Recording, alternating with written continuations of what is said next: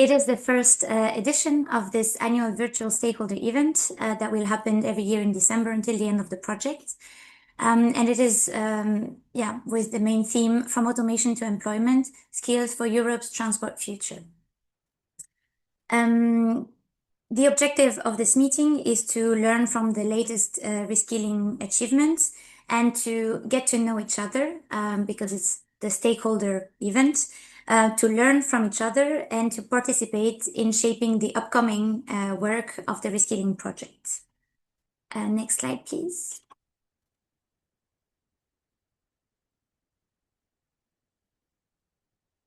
Thank you, Jorge. So this is the agenda for today. It's a lot of content, but just for you to better understand, it's shaped in two main parts with a break in between. The first part is about the content topic of the reskilling project. So it is divided in 3 sessions. The first session is focusing on understanding the impacts of CCAM on jobs and skills. The second session is focusing on preparing workers and social frameworks for CCAM deployment. And the third session is focusing on identifying training and reskilling needs. For CCAM deployment. So that is the first part of the meeting. Then we have a break. And the second part is focusing on engaging relevant stakeholders in a comprehensive and adapted response. So this is really the part where we have breakout rooms and we expect you to interact with each other. Next slide, please, Jorge. A few housekeeping rules for this meeting. It's great if you can turn on your camera because we're happy to see your faces and that you can also see each other's faces. If you're not speaking, please keep your microphone closed. But yeah, we will monitor to make sure that there's no disturbance during the presentations. We're very happy for you to raise your hands to intervene. There will be dedicated slots for Q&A in the agenda. Or to ask any questions in the chat. This is a meeting, so we will be monitoring the chats and all of the comments that will be shared by the stakeholders. And finally, for your information, this event is recorded and the aim is to publish it afterwards on the ReSKILLING YouTube channel. Next slide, please, Jorge. Thank you very much. And to start with, we want that this event to be as interactive as possible because, as I said, this is a stakeholder event, so the idea is to have exchanges among each others. So we will ask you to go on Slido. This will happen several times across the event. So if you go on Slido, you can enter the code here. I think maybe, Jorge, you can start the first question and present so that people can already start answering the first question. So the idea is to understand who is in the room with us today. And so we ask you to identify the stakeholder category that you belong to.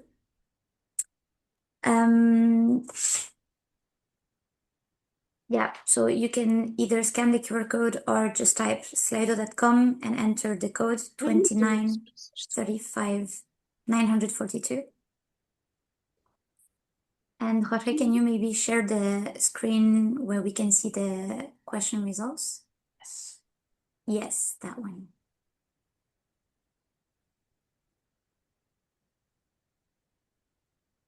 Great, thank you. So we have a lot of researchers and educators in the room, which is expected. This is actually the biggest audience of the reskilling project. But we have also a lot of transport operators, industry representatives, and transport end users. Great. We don't have yet the workers' representatives, but we have quite a few registered to the meeting. So I guess we will hear from them more in the second session, focusing on preparing workers and social frameworks. And we also had a lot of registrations from decision makers and advisors. So let's hope that they will join. If you don't understand the question, the idea is to understand which stakeholder type you represent. You can maybe enter in the chat what your organization is doing in relation to CCAM deployment if you don't see yourself in the categories, because we also have a lot of people who put other as a category. So maybe you can add in the chat what this corresponds to. I mean, what your organization or company is doing. I hope this is clearer.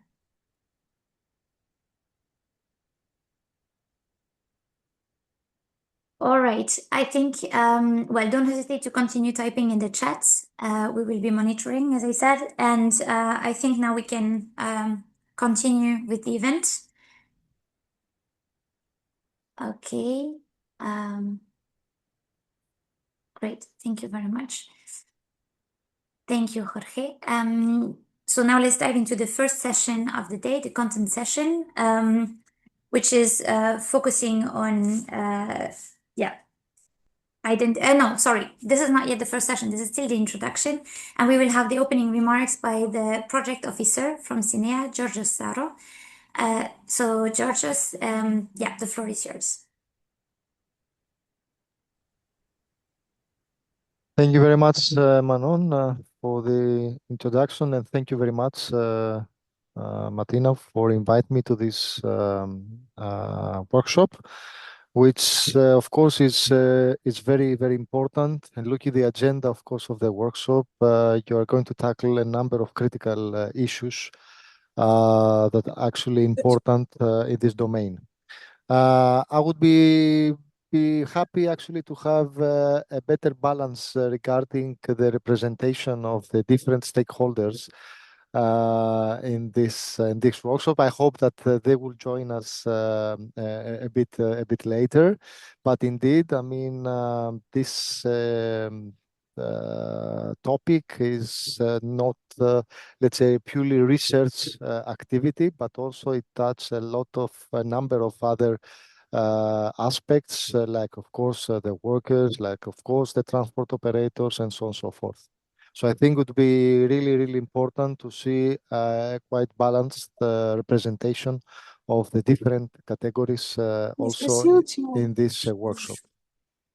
Yeah, just, I mean, I would like to just point, I mean, a few things that I think would be important also for the discussion that you may have, and also on the reskilling activities, because should not forget that reskilling is still ongoing project, so you can actually still improve the various tasks that you are performing. But of course, I think it would be very, very important to listen from you.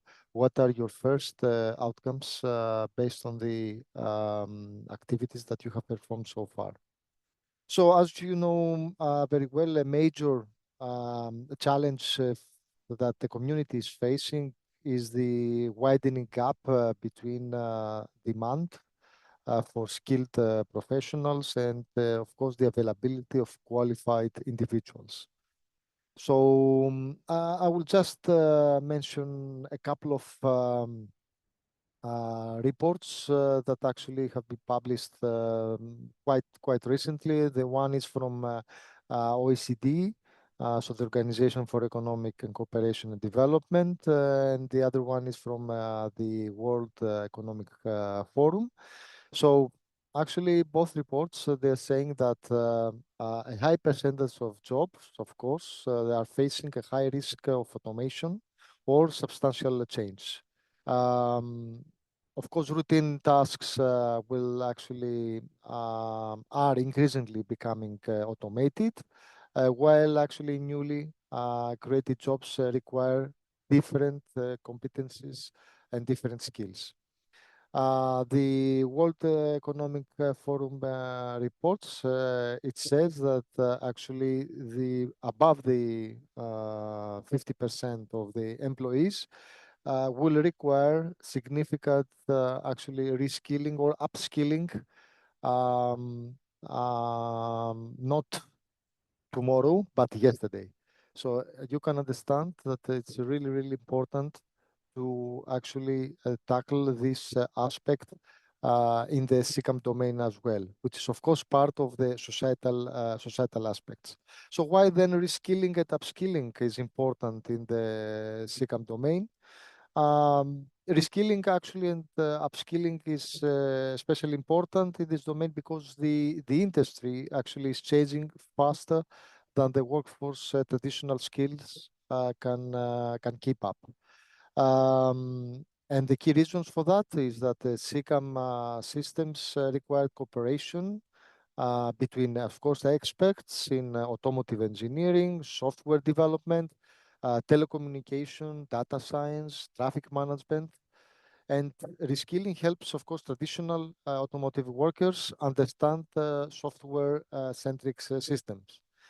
Upskilling helps, of course, engineers, software engineers understand mobility-specific safety and regulatory requirements. So reskilling and upskilling are essential in the CCAM domain because they keep the workforce aligned with the fast-moving technology. And as you know very well, this technology is going very, very fast, not only in Europe, but also worldwide. Um, to ensure safety and compliance and support innovation and enable actually a fair transition to a new mobility system.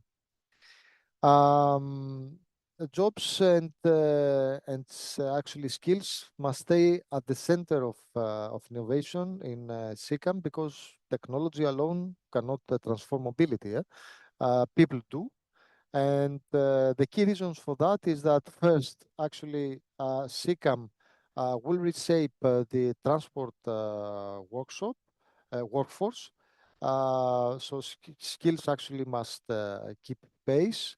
And why for that? Because if skills do not evolve at the same speed as technology, innovation will stall because the workforce cannot operate or maintain CCAM systems.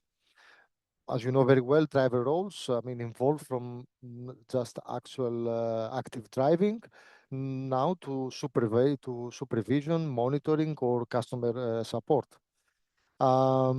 Maintenance shifts from mechanical work to software, sensors, cybersecurity, and data management.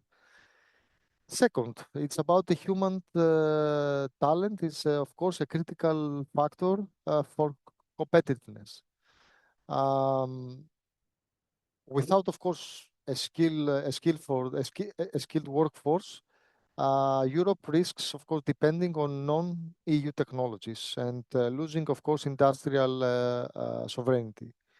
So, as we want as Europe to lead actually globally in the CCAM, or actually to go faster to this direction, this leadership and this type of level of competitiveness, of course, require engineers who design cooperative automation systems, technicians who maintain fleets and intelligent infrastructure, cybersecurity experts. And in order to do that, of course, member states and different stakeholders, entities, uh, should invest in workforce skills that can actually innovate faster, reduce development costs, and improve, of course, safety performance. The third aspect is about innovation adoption that it depends on social acceptance. We should not forget that social acceptance is one of the critical factors in order to have a better penetration of the CCAM, of the automated technology with citizens. So actually, a workforce that understands CCAM helps build public acceptance, which is, of course, essential for the large-scale deployment. People trust systems, of course, when the professionals behind are, of course, properly trained, they are certified, and they are capable to actually handle automated mobility services. Another one is that CCAM creates a new jobs, and not maybe only all workers are prepared for that. So without targeted training programs, these roles actually may remain unfilled, limiting CCAM deployment and excluding workers from new opportunities.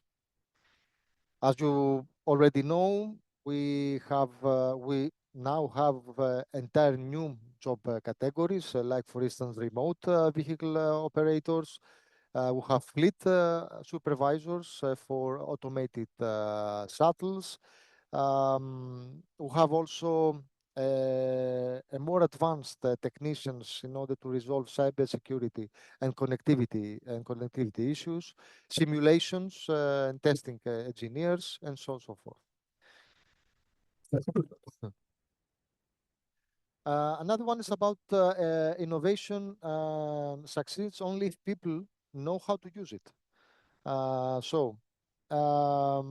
Even the most advanced, I mean, if we, let's assume that we have the most advanced CCAM technologies, of course, these technologies can fail if the operators, of course, do not understand system limits. The city planners cannot integrate this aspect and the automated services in their plans. And maintenance team actually lack digital diagnostic skills. So, in short, technology without human capability lead to operational failure. Then skills, of course, are the link between the RTD, the research and development, and the real world deployment. So actually, in our territory, in Europe, we should invest heavily in CCAM research. But for the deployment and for the large scale deployment, which is of course the next and absolute step in order to penetrate to actually penetrate this technology in the cities, pilots must be staffed. Interoperable operations must be managed, and of course, infrastructure upgrades must be supported by trained workers. So, in summary, and to close also my intervention, jobs and skills are not, of course, a side issue. They are the backbone of CCAM innovations. Keeping them at the center of the circle ensures successful, safe, and accepted deployment, economic competitiveness, sustainable industrial, of course, transformation, and long-term technological sovereignty for Europe. So, with this, I would like to end my intervention. I will take, of course, this opportunity to inform your audience about the forthcoming calls that we have in the CCAM domain. So, as you know, some of you already know that there is a deadline on the January 20th. We have 4 topics, CCAM topics there. The first one is dealing with environment perception for real-world CCAM application. The second one is integration of the human driving behavior in the validation of CCAM systems. The third one is about, and it touches, of course, also the training aspect. The approach is verification and training for edge AI building blocks. And the fourth one is the CCAM data exchange platform. So this is the calls that, of course, are open, and the deadline is on the 20th of January. And a couple of days ago, we have also the new work program 26-27 has been adopted. So you can check also the calls related to the CCAM domain for the next call deadlines, which will be in this year in 26 will be in October. I've checked also the program, the agenda of today. And you have very important aspects that, of course, would be eager to see the first results of the reskilling. Like, for instance, the mapping affected jobs across CCAM value chain, the anticipating CCAM deployment impact on different jobs types. This is very important. Also, the labor union perspective. As I said before, and this is linked to the comment that I made at the beginning, that I would like to see more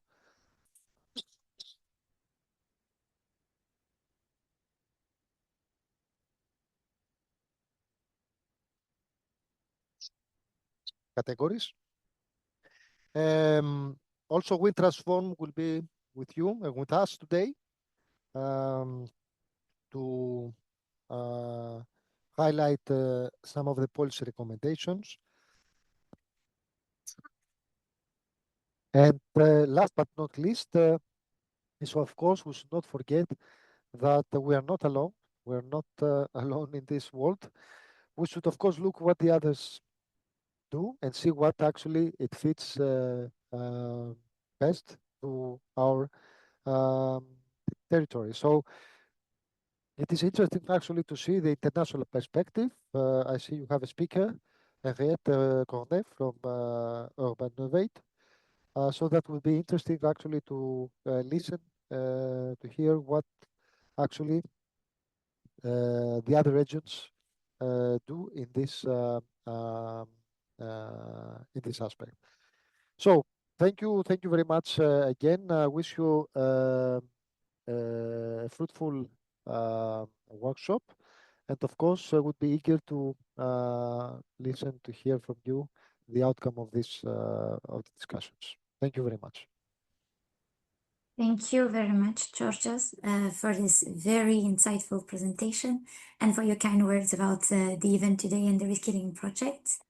If there is, in the chat, people have asked if there is the links towards the calls that you mentioned. Yes, of course. Yes, I can send it to you, and then you can provide to Share it with the audience. That would be perfect. Thank you Yeah. so much. So thank you very, very much. And we are very happy to have you for as long as you can stay with us today. Yeah. I will stay for some time, but due to other meetings, yes, I need to jump also to other meetings. No But of worries. course, Thank you so much. I will follow. I closely follow the reskilling, and of course, I saw that the session is recorded, so I will be here actually to receive the recording afterwards. Okay, with pleasure. Yeah. Thank you so Thank you. much. And now maybe we can conclude the introduction with the presentation of the Reskilling project by the Reskilling coordinator. So Jorge, maybe if you can share the slides again.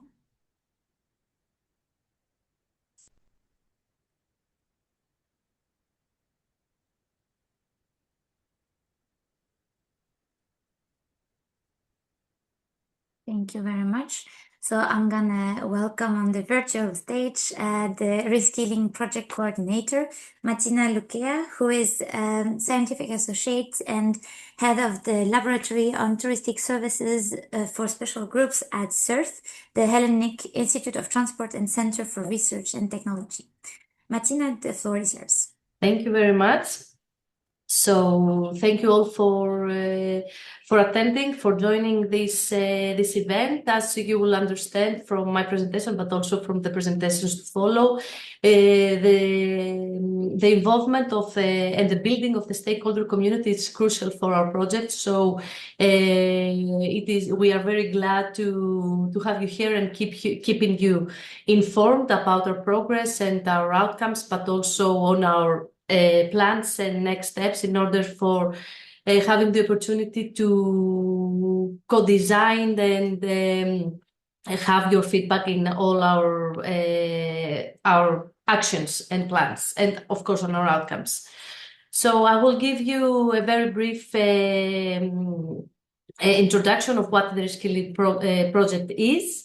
You will hear some of the aspects analyzed in the later presentations. So next slide. Okay, next slide. Again. Great. So in a nutshell, Our project has started in January 2025, so we are now closing our first year. Our consortium consists of 20 partners coming from 10 countries, and we have a budget of almost 2 million. I am the coordinator, as already mentioned. I'm representing the Hellenic Institute of Transport, and we are having a duration of 3 years, during which we have big plans to deliver during the project. Next slide. So here you can see our consortium. It consists of different partners from different, let's say, fields and areas, of course, related to the CCAM, but also representing industry, representing training and research, education, police that also represents the different regions and the different cities. We also have representation from the other modes, in order, as we want and we plan to ensure to the possible extent the replication to other modes, but also Europe-wide from our outcomes and our results and products. Next slide. Okay, so hopefully addressing the needs and the priorities and the challenges that was mentioned before from our project officer. Our project, ReSKILLING project, envisions to implement a strategic approach that will help and give the opportunity and empowerment to the workforce of transport sector in Europe, but also both the workers, but also the businesses, to be able to cope and address the expected changes that will come from CCAM deployment. But not only this, not only address and adapt to the changes, but be able to cope with them and work in parallel and contribute to the advancement and the refining of the sector.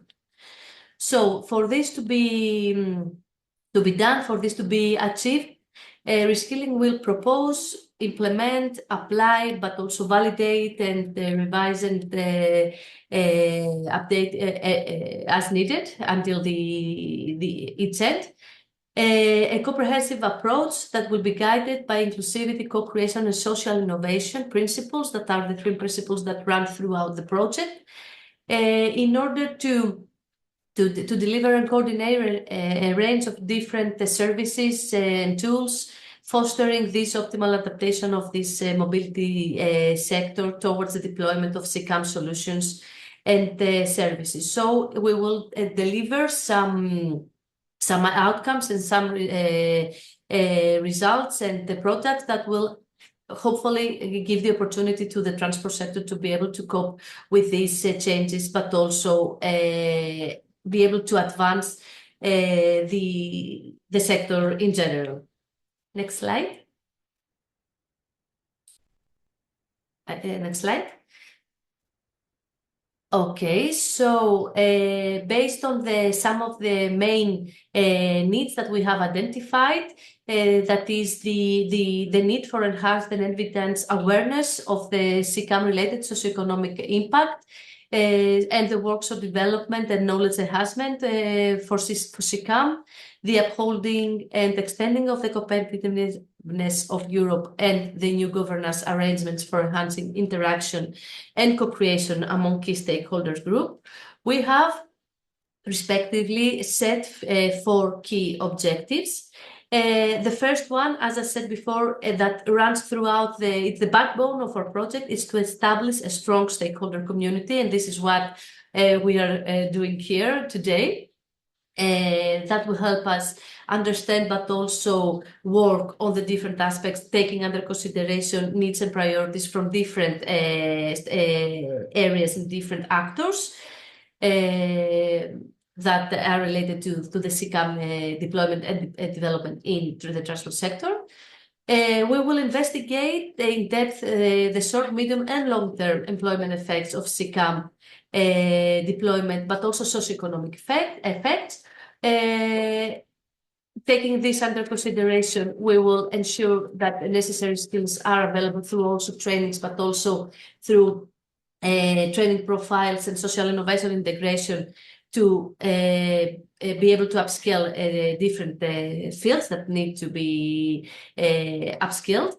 And of course, with this, through this, to be able to enable both businesses but also workers to mitigate the expected CCAM impacts. Next slide. There are three main pillars that run throughout our project. The one is the stakeholder engagement that I have already mentioned several times. We have already, at this point, identified different stakeholder categories and subcategories and profiles in order to make sure that we won't leave anyone outside our efforts and our work.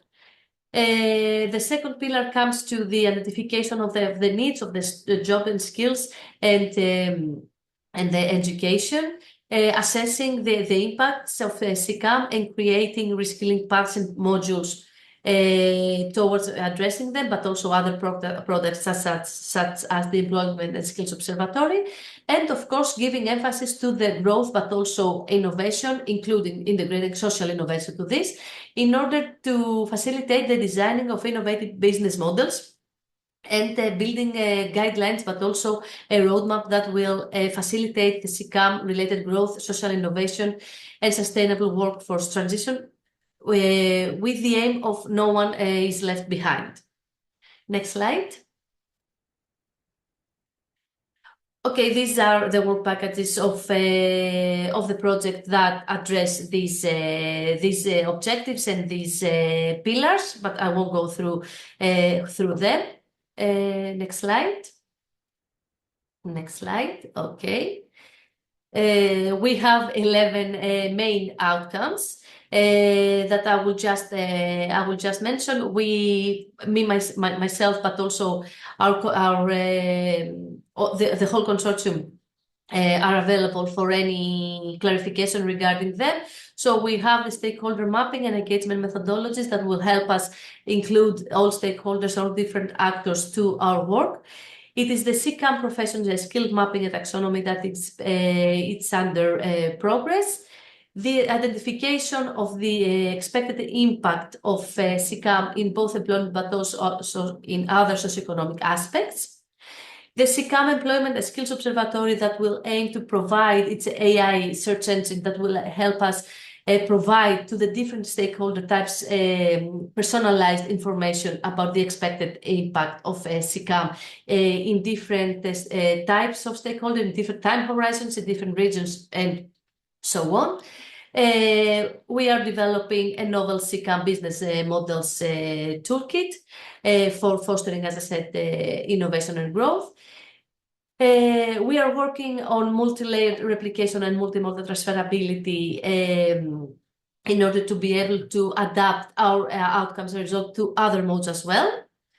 Next slide, please. But also strategies and pathways for adopting EU-wide our outcomes. We are also working on the development of social innovative CCAM skills ecosystem and scenarios of implementation, taking into account lessons learned, but also best practices from other areas of not transport related only. We will work on the development of retraining curricula and modules to address the identified needs and priorities. And as I already mentioned, the development of guidelines and policy recommendations, but also the roadmap on the socioeconomic transition to CCAM. These are our major, let's say, expected outcomes. Some of them are already have already started, some and achieved to an extent, but we are working on them until the end of our project. So next slide, I think, yes, we are done. These are our main contacts, me as the project coordinator, Ingrid as our technical manager, Manon already introduced as our stakeholder engagement manager. You will be hearing from her quite often, hopefully. And of course, Caroline as our dissemination manager. We are here for any any question that you might have, any clarification, any type of cooperation that will emerge. And of course, in the chat, you can also find our channels of communication. Thank you all. I hope we have a very fruitful and interesting event. Thank you all for participating. Thank you very much, Martina. If you have any questions for Martina, you can put them in the chat, and maybe Martina, you can have a look along the event. Of course. Because we are already starting to run after time. So we will dive into our first content topic of the day, which is about understanding the impact of CCAM on jobs and skills. And to start with, we'll have a small warm-up question. So I will ask you again to go on slido.com and enter the code, or to scan the QR codes. Yes, exactly. It will be available on the screen soon. And to answer a question on the impact of CCAM deployment on jobs.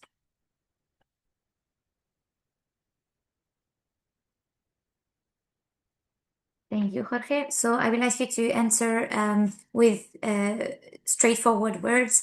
According to you, with CCAM deployment, which types of jobs will disappear or change? Drivers, obviously, indeed. Okay, so that is like a key insight, and I guess our partners, the ReSKILLING partners who have worked on the topic and will present afterwards, will definitely mention it. Cybersecurity, very important one. And then operators and transport planners, a very good one. Transport planners is not always mentioned, but it is definitely a key job type. And manual workers, factory workers also in car manufacturers, engineers, construction workers, jobs. Thank you for this. Developers. Okay, interesting. Yeah, I think there is a full category of workers in the digital sector.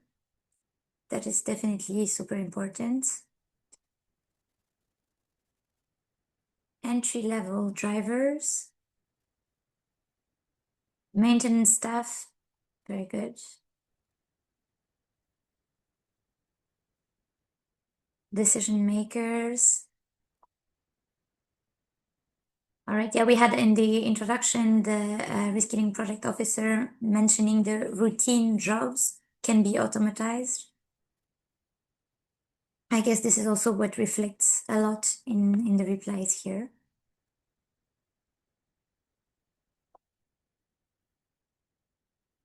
Enforcement. All right, this is interesting.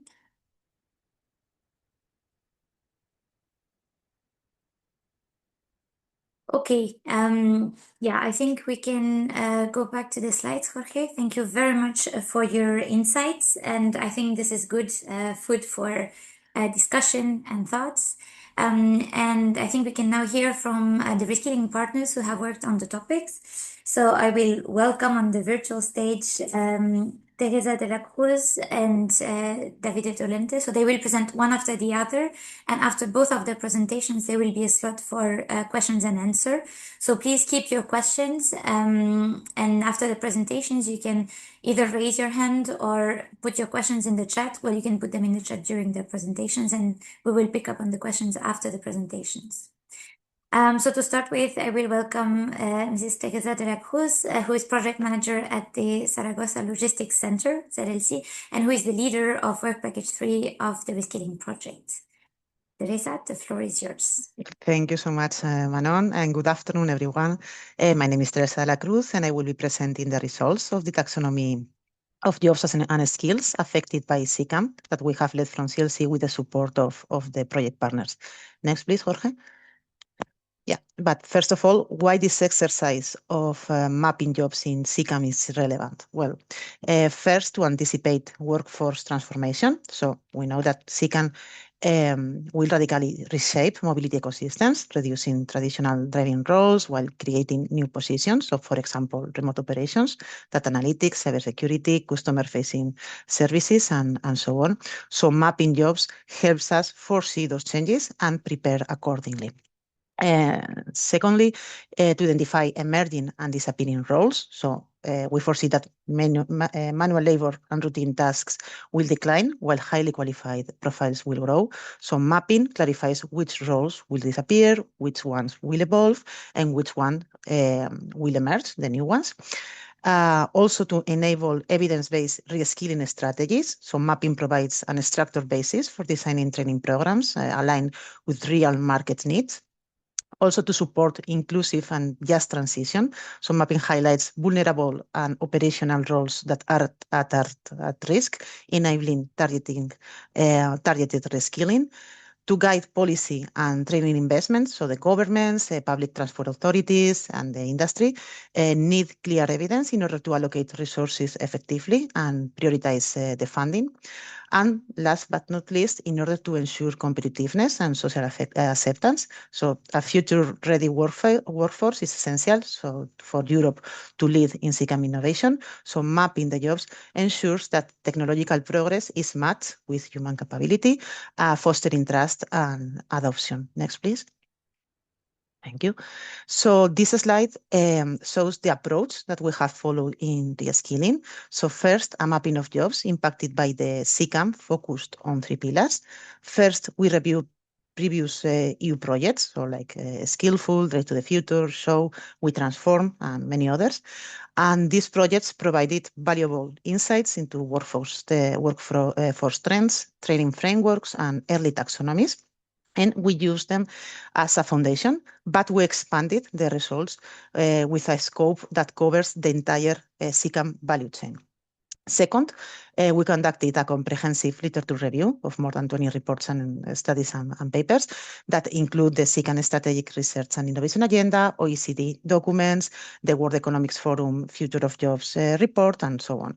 And those studies helped us to identify which are the emerging roles, which are the disappearing tasks, and to identify the skill clusters that are linked to automation and digitalization. And third, we analyze real job advertisements from platforms like LinkedIn or Eures. So this was key in order to validate our findings against the actual market demand and confirm the rise of roles in AI, cybersecurity, remote operations, predictive maintenance, additive manufacturing, and so on. So this mapping also was validated and enriched in a workshop with partners and stakeholders back in October. And the second step on the right of the slide was to develop a taxonomy of jobs and skills requirements aligned with the different automation levels. Next, please, Jorge.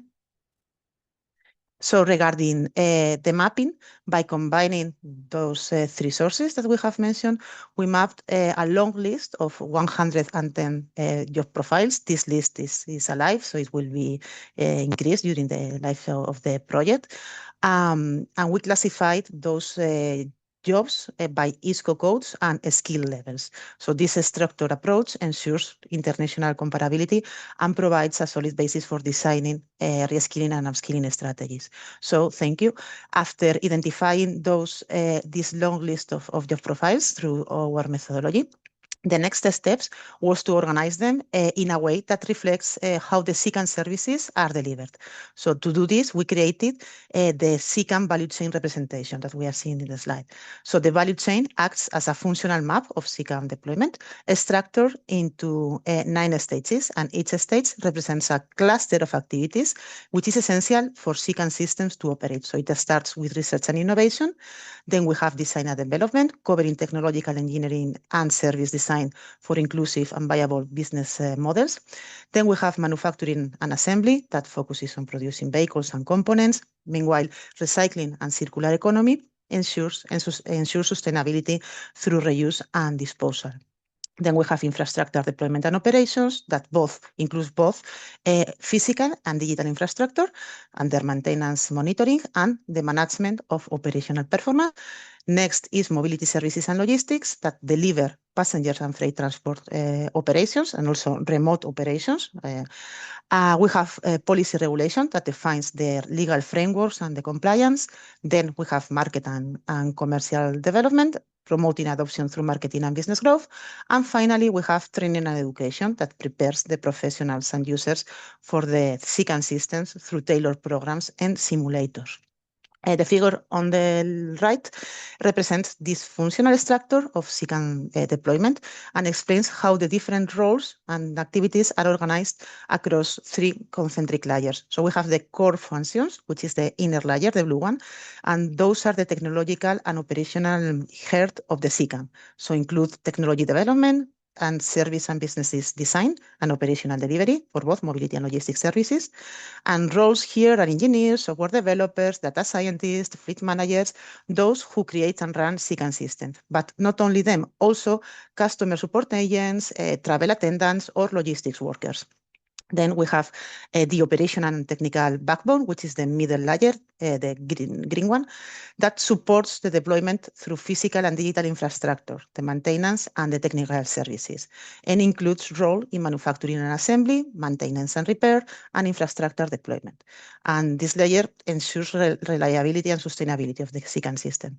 And then finally, we have the outer layer, the orange one, strategic and societal functions that provides governance, innovation, and societal alignment. Includes policy and regulation, training and education, market and commercial development, and research. And roles here involve policymakers, legal experts, trainers, sales and marketing professionals, and so on.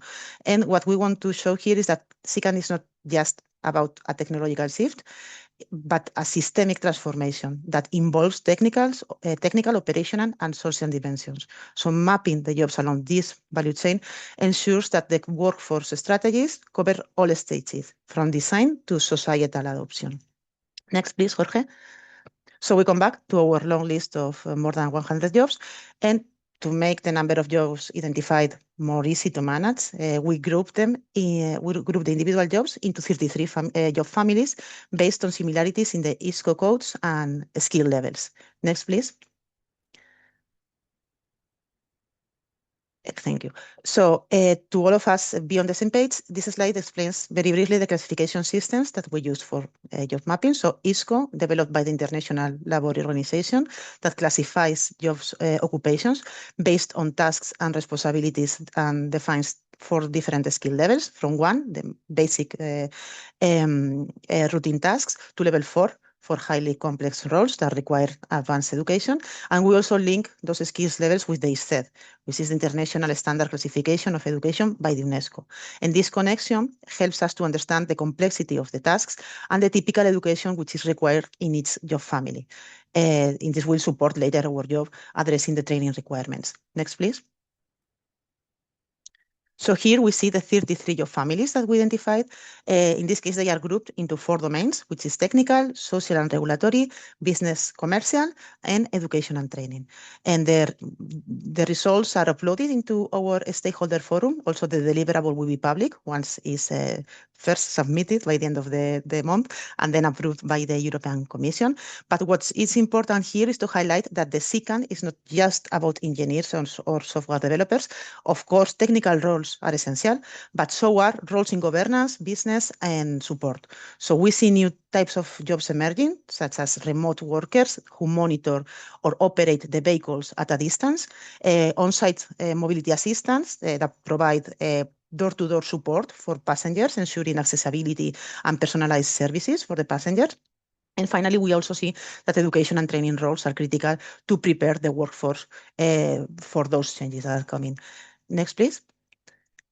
The taxonomy is a structured classification of knowledge and skills for CCAM-related job families, and the purpose here is to align the skills with the SAA automation levels, identify reskilling and upskilling needs for each role, and serve as a reference for designing those training programs that we will develop in the coming months. The reskilling taxonomy builds upon Drive to the Future taxonomy and also the ESCO classification, and it's like a bridge between the job families that have been identified in the mapping and the training modules that will be developed and that Susana will present later today in the session. Next, please. So first, we started from those existing frameworks, mainly the Drive to the Future taxonomy and the ESCO classification, which provide an structured way to organize skills and knowledge, and those were adapted and expanded in order to fit with the CCAM specific needs. Second, we analyze each of the 33 job families identified in the mapping phase, and for every family and skill level, we list the technical skills, the transversal skills, and the different knowledge areas that are required for the current, but also for the future roles. And this included emerging competencies, again, EI, data analytics, cybersecurity, and so on, but also soft skills, such as, for instance, adaptability or communication. And third, we aligned these skills with the SAI automation levels from 0 to 5, which was key because as automation increases, well, the skill requirements will change, right? For instance, going to the driving example, manual driving skills will disappear at higher levels, while digital oversight of the systems and system monitoring will become essential at those higher levels of automation. So we use a color code matrices in order to show which skills are relevant at each automation level.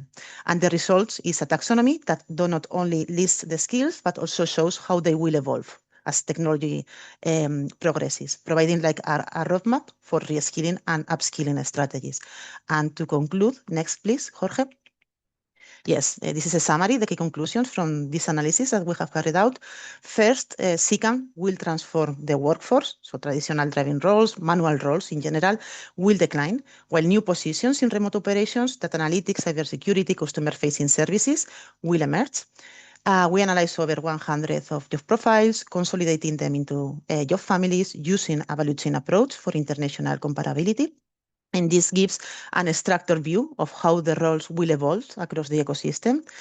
Also, the skills are aligned with the SAI automation levels, showing how competencies shift as automation increases from manual tasks to digital. A major finding is that high skill dominance, more than the 70% of the roles fall into ISCO levels 3 and 5, so higher education, let's say, requiring advanced technical and analytical capabilities. However, it's not only about technical roles. Social, customer-facing, and service-oriented jobs are also key in order to ensure inclusivity and a positive user experience. Support and operational roles are evolving, and remote and hybrid work models are growing, creating demand for adaptability and digital literacy. And this transformation means that skilled professionals will need continuous upskilling. However, unskilled workers will require reskilling in order to remain employable. And the technological clusters dominate, obviously, but transversal skills like communication and stakeholder engagement are essential.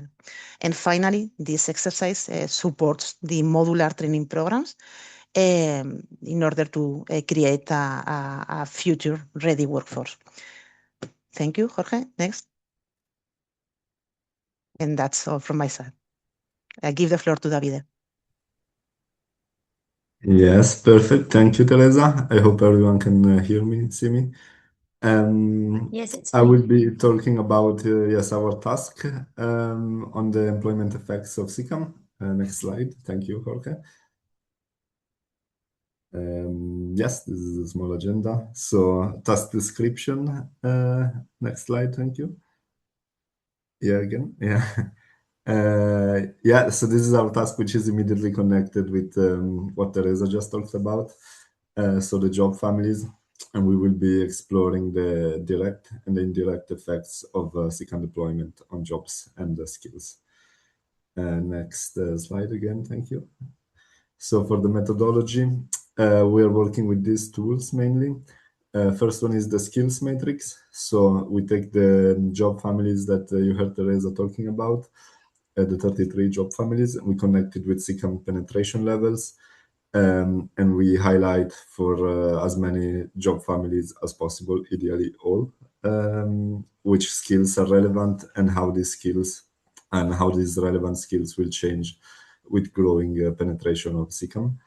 And for now, the focus is still on research gaps. So this skills matrix is built with literature review and interviews and workshop. And for now, the focus is on filling the research gaps from literature review. We will work also with some employment forecasting, an update of a previous study by Ecoris, where we will try to forecast how the employment will change by impacted sectors. And we will work with qualitative scenarios to see how employment conditions will be affected in some potential futures based on forecasting and based on the literature information we have. Next slide, please. We also organized 2 workshops. The first one was held a couple of months ago. I will say a bit more about it in a couple of slides. And the second one will be held in half a year or within half a year. Invitations and informations will be sent out in time. And we are also doing interviews, expert interviews, again, to focus on research gaps and to get more detailed information about specific job types and professions. Next slide, please. Yes, so some insights from the workshop. This was the first of the 2 workshops held, 2 months ago in Brussels at the VUB. Some of the sessions and some of the outcomes that we found interesting. So first of all, it was a presentation and discussion of research findings. There was a lot of discussion again about transversal and specific skills.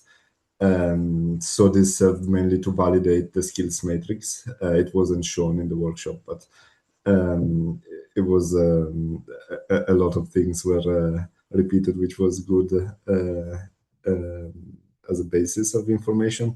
We were also interested in what the transitional period would look like, how the public might react, how regional disparities might affect CCAM deployment. This is especially relevant for logistics and for freight transport, cross-border transport, and how different standards due to different deployment timeframes might impact safety. And also how CCAM would affect the demographics within jobs, the types of maintenance required for vehicles.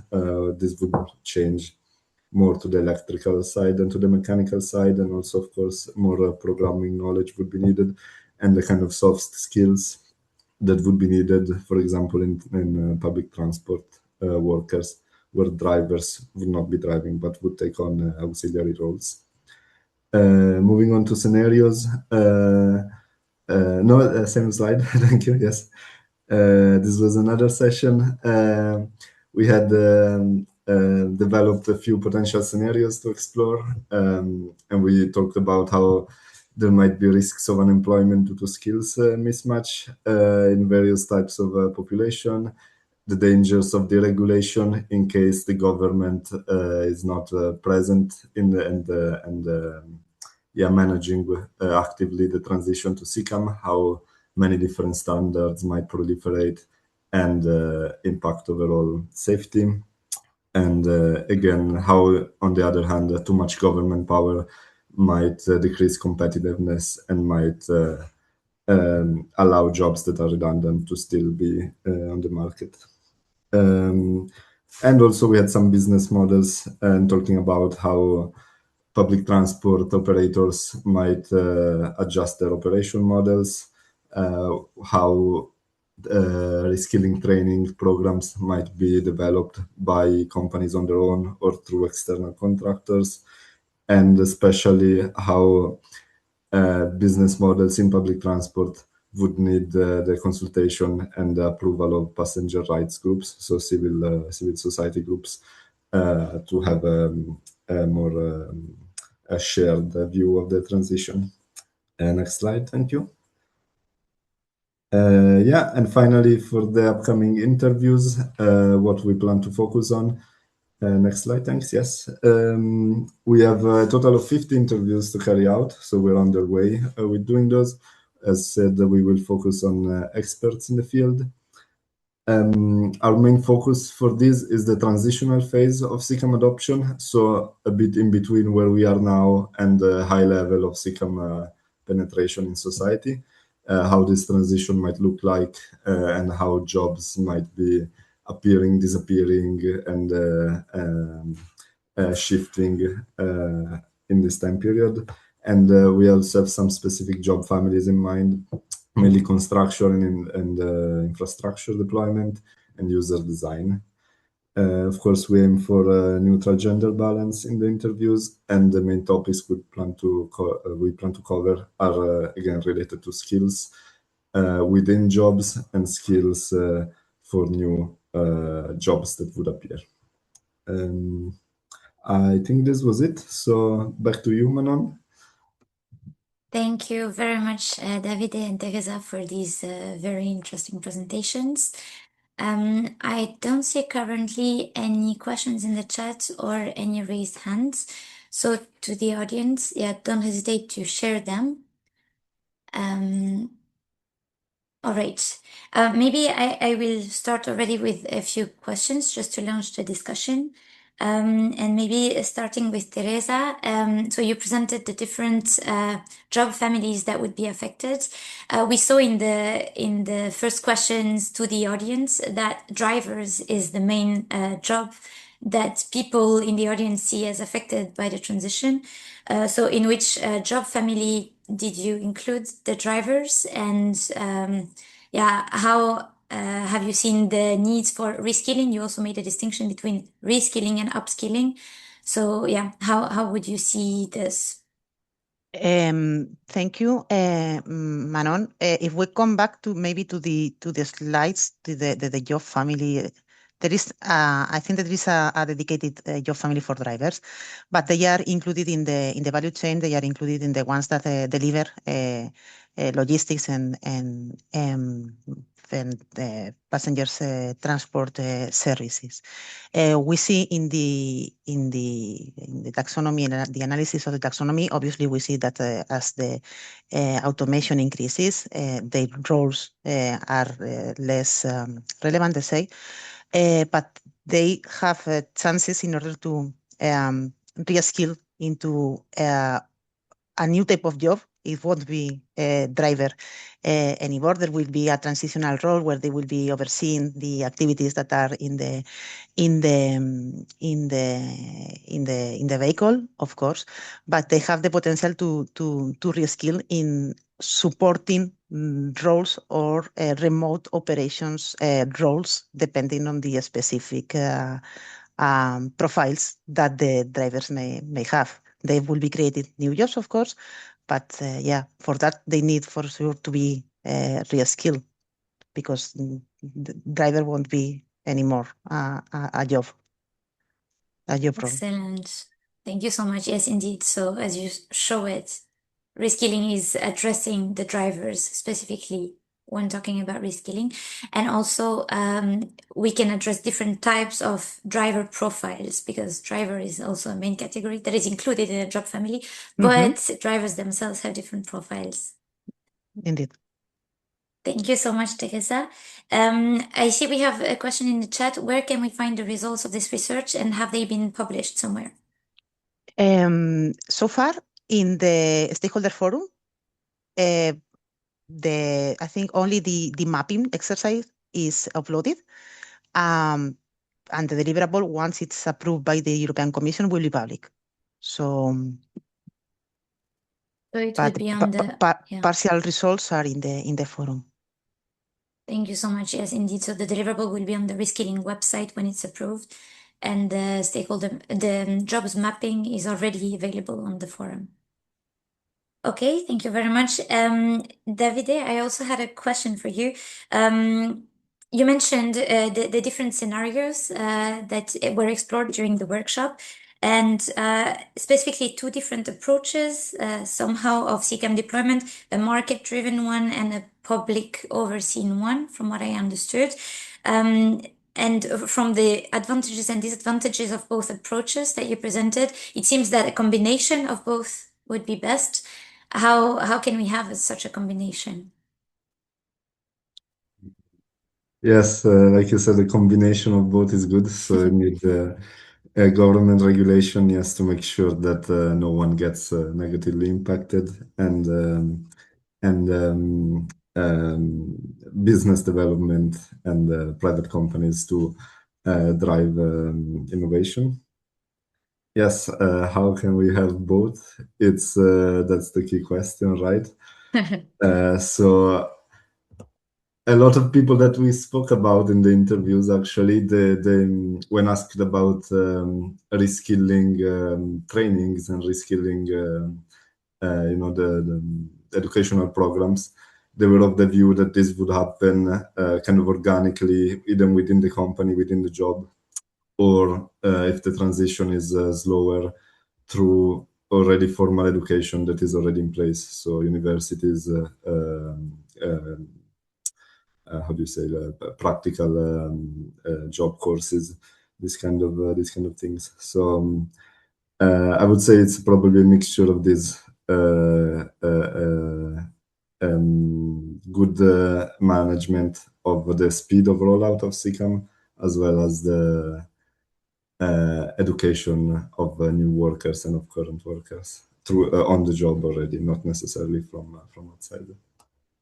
Okay, thank you very much. Education is key, but we will address that a bit later in the event. Martin Schievelbusch, you can have the word. Okay, thank you. I hope you hear me well. Yes. Maybe a bit noisy because of a construction site next door, so I hope it works. I have a question. I didn't familiarize myself very much with the project so far, but also I would like to have an idea what type of transport services did you look at? Did you look at public transport or other kinds of transport? And if you look at public transport, what type of services did you look at in terms of the people, the workers' roles and so on, like traditional bus, light rail, shared taxi, classical taxi? What type of things are covered? Thanks.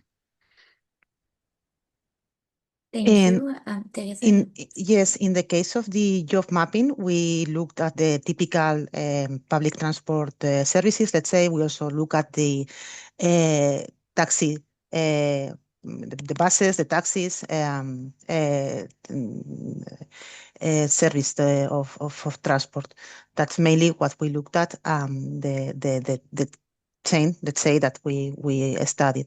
The full list of jobs are available because I cannot say by heart all the jobs that we identified, but it's in the forum. And what we also took into consideration is the future roles of, for instance, surveillance that will be needed in order to it has, I think it was the officer who mentioned the law enforcement and so on, that they are new, or no, it was the slide, that the new roles that will need to will evolve, let's say, will change because they are there, but they will change with the implementation of the CCAM services. So this is something that we took into consideration, for instance.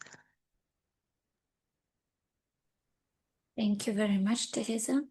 I don't see so far other questions. Just one last question I had to Davide, maybe before we go on.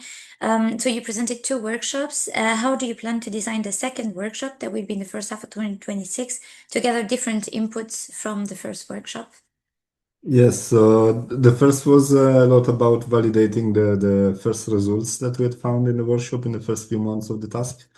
The second one will be more about exploring the scenarios that we will define and that we will come up with through the forecasting also. So the forecasting will be a bit more numerical, and in the workshop we plan to have some more discussions and some qualitative data on this. Okay, thank you very much. So to all people in the audience, if you want to be part of the second workshop, keep in touch with the ReSKILLING project because we're going to present even more results in that second workshop. Okay, thank you very much to you both. If there is any further questions in the audience, don't hesitate to ask them in the chat. And I guess David and Teresa will stay with us for a little bit more time so we can always reply then. So now we can maybe continue with the program. Thank you very much, Jorge. And we will dive into the second content topic of the day, which is preparing workers and social frameworks for CCAM deployment. Next slide. Yeah, just the previous one on the agenda for a checkup for everyone. So we're now in this part of the agenda, the second session. After that, we're going to have a third session and then the break. So you can have a coffee about an hour. Sorry. Thank you. Jorge, to the second slide. Thank you. So in this session on preparing workers and social frameworks for CCAM deployment, we're going to have two speakers from the ReSKILLING Advisory Board. Philip Freeman, who is Policy Officer for Urban Public Transport and Mobility at the European Transport Workers Federation, ETF. So this is the workers' representative stakeholder type that I was mentioning in the beginning of the event. And Cristina Pronello, who is a project coordinator of the We Transform project that ended in 2024 and was mentioned by the project officer from CINEA, Georgias. And Cristina is also full professor of transport at the University Politecnico di Torino and CEO of Mobi for All. So they will present one after each other, but there will be a slot for Q&A after the presentation of each of them. So without further ado, I will leave the floor now to Philip. Philip, you can have the words. Hello, good morning. Good afternoon. Can everyone hear me? Yes, we can. Perfect. Thank you. Well, thanks very much for having me here. Next slide, please. Yes, as Manon said, from the European Transport Workers Federation. So ETF is a pan-European trade union federation. We represent over 5 million transport workers in every form of transport, not just public transport. So in terrestrial, maritime, and air transport across all of Europe, and we're recognized sectoral social partners by the European Commission. For my sector, so that's urban public transport, that we represent all sorts of job profiles. So bus, tram, metro, trolleybus, maintenance, administration, all the aspects, both in public operators and in private, so tendered operators. Next slide, please. So the ETF's vision generally is fair transport. So essentially, the European transport that is sustainable both ecologically but also socially, with quality employment for workers and a high level of service provision for passengers. And this is especially important in public transport, where obviously we're discussing essential public service, a service that is recognized both by the Charter of Fundamental Rights and also the Pillar of Social Rights. So this is a sort of dual mission that we have to ensure, yes, quality for everyone, but especially for the workers we represent. So next slide, please. I would start obviously with our first priority, which is of course is job quality. And well, public transport is a bit of a strange situation in that there's significant labor shortages. More than half the workforce is expected to retire in the next 15 to 20 years. So maybe, whereas 60 years ago we were talking about automation, we were right about employment, the drops in employment. I think now our main concern is job quality. And what we know from other sectors, so more specifically platform work, is that automation doesn't remove human labor. It just simply obscures it and makes it easier to pressurize. So in this context, for automated public transport, if we say move towards autonomous vehicles, there would still need to be remote operators, safety managers, field agents, cleaners, battery chargers, roadside recovery teams, and essentially these are all at risk of being outsourced or subcontracted. They could jobs that are likely to be unsocial hours or sort of tendered out for competition, and when that happens, we know that it's often competition is done on labor costs, and so even for at lower levels of automation. So this comes to my second point. So at automation levels 3 and 4, what we're seeing, which in trials that are already existing is, this profile of the security driver. And this isn't a position of the ETF, but this is sort of me personally speaking. I think it would be better from a worker's perspective if we skipped straight past levels 3 and 4 to go straight to 5, because this idea of a security driver, which is likely to be a job that is less skilled than a normal driver, is maybe put there to cut labor costs, but at the same time is also responsible for the safety of passengers and is likely to be liable in emergencies. So essentially, there's the risk of this profile being of a lower paid, lower skilled, and unable lacking the skills to respond to emergencies that may come up in normal operation. Again, this also leads us to my third point about the application of collective bargaining agreements in urban public transport. So this is a sector, obviously, with still a quite high level of unionization, with good levels of social dialogue. And of course, what we're worried about is that this transition towards a more automated workforce is going to be used as an excuse to we've changed the profile, so this collective agreement doesn't work anymore. We're going to be subcontracting it out, etc. So this is a real worry for us. And then finally, of course, I think it's been mentioned before that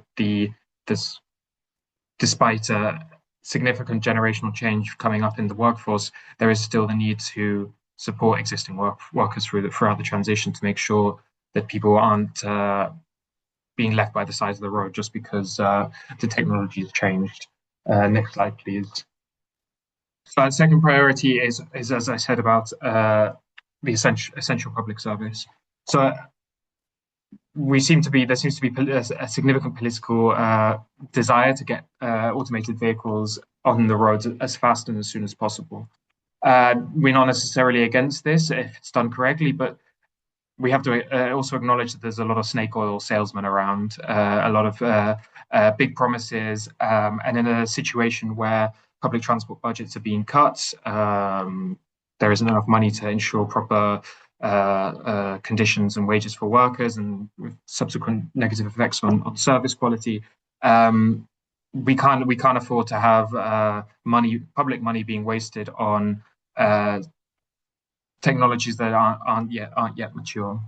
So again, this value for money. I mean, obviously, value for money is important for our members because they're both workers. They don't want the money that's supposed to go to their wages to be wasted, but also their citizens. This is their tax money, and so losing or having your job be degraded while also your tax money being wasted is a sort of fairly unacceptable for anyone.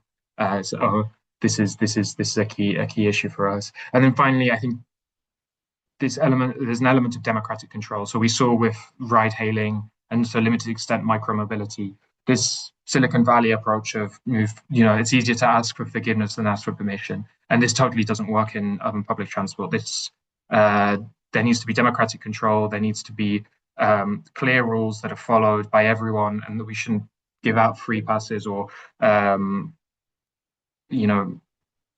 allow companies to get or implementers to get away with rules just because they're quote unquote innovative. And this, sorry, next slide, please. And I'll try and go a bit faster because I think I'm running out of time. This is the sort of negative vision of the future that really worries us. So these figures come from Uber's own calculations, what they're aiming for, applied to the London market, right? So essentially they want to cut price per miles by 80%. So cut it to 40 pence. So I think that's around 50 euro cents now at autonomous vehicle maturity. And this entails essentially boosting their fleet to about 2 million vehicles just in London itself. The number of trips, this would imply a number of trips expanding by 6,000%. And added to this, estimated increase of the app delivery fleet to more or less the same figure, to about 2 million. So this essentially means that Uber would like 4 million vehicles on Europe's most congested city, in which public transport is already, especially public buses, are already struggling to deal with to go beyond 10 kilometers an hour because of traffic. Half the time these vehicles would remain empty, and I think it's no overestimation to say that this would be the end of public transport as we know it in London, and obviously updated to other cities in Europe. And again, this leads us back to the question: so who will clean, who will charge, who will maintain these 4 million vehicles? Will these jobs be better than the jobs that already exist in public transport? I would say that I don't think so. I don't trust Uber to do that, but that's my opinion for now. So this is the vision that we don't want, and I think many people here would also agree with us. So if we can go to the next slide, please. We don't want to say no, we don't want automation at all, and our colleagues in the US say that. They say we don't want automation in the slightest. I think our position is more nuanced. We would start from the position that technology isn't neutral, that technology is decided by human choices and human priorities, and especially political priorities. And therefore, the number one priority should be improving service quality for citizens and improving job quality for workers.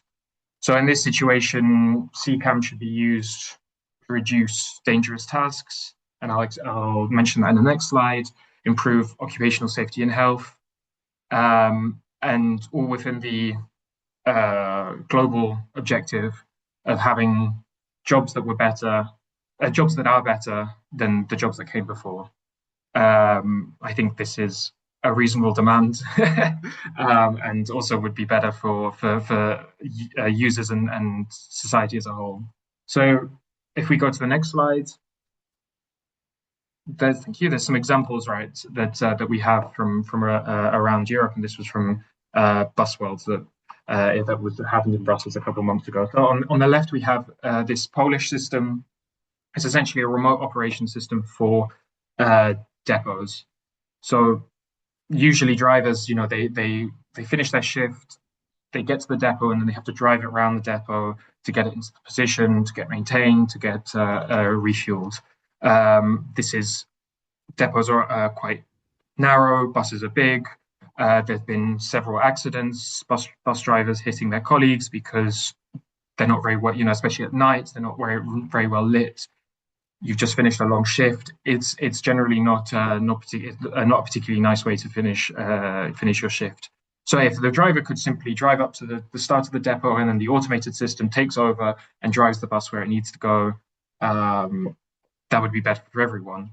It's a closed environment. There's no pedestrians that are going to come out of nowhere and etc. Then the second system it's in a small town in Munich. It's an on-demand autonomous vehicle. It's in a small city, a small village, essentially a small district that is not big enough for dedicated public transport. So in a sense, the only way you could have human drivers would be either have them on standby the entire time, which would be extremely costly, or have them on a sort of on-demand platform-based system, which is unfair for them. So this sort of system provides collective mobility for last mile movement in low density areas, which in our view is a far better use of this technology than for driving, for example, city buses in complex environments. Here we're essentially not getting rid of any jobs, but also providing a new service, a service that wasn't there before. And then in other systems, we know that ADAS is already obligatory, or will be obligatory from next year in all city buses. So to monitor drivers in case they fall asleep or they're not attentive, this is fine. But it's also the question we ask is why can this digitalization, these systems, be used also to improve ergonomics of drivers when they sit and drive, to monitor third-party violence against staff. Again, this goes back to the question of priorities and choices, and we think more priority should be placed on on drivers or maintenance staff and workers in general. And then my final slide is coming up, please. So next one, please. And so here we come to the question of social dialogue. So obviously UITP, our employer counterpart, is a member of this of the project. This was a joint recommendation that was negotiated in European social dialogue a couple of years ago. And yes, obviously it's, I think, clear that social dialogue is vital to identify issues in deployment of CCAM, to ensure that there's acceptance, also to the workers and the workforce provides a level of expertise that you can't find anywhere else, to show that they will be the ones to tell you if things will actually be able to work on the ground or not. So I think these recommendations are still extremely relevant, I think, and you can see that there's they basically overlap with what I've been saying. And I think also with Christina's presentation afterwards, and I really appreciated her paper. I think you'll see a lot of overlap there, but I don't want to spoil her presentation, so I'll end here. There's just the last slide if you want to follow us on social media and more information on the website. So apart from that, and I'll finish. Thank you.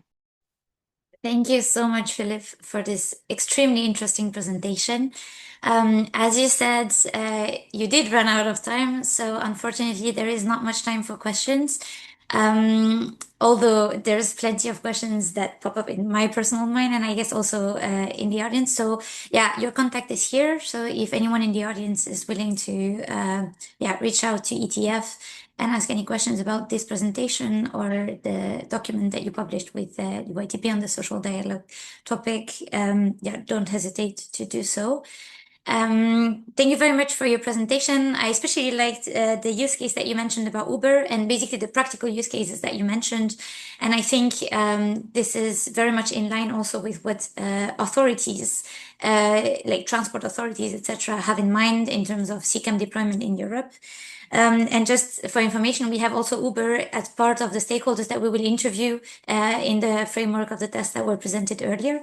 So yeah, a great point that you made, and I think there is more to investigate in that sense. So thank you so much, Philip, and again, we're also very happy to have you for the rest of the event. Thank you very much for joining and for your presentation. And now we will go to the next speaker, Cristina Pronella. So if Cristina is here, I will just leave the floor to you. Thank you, Manon.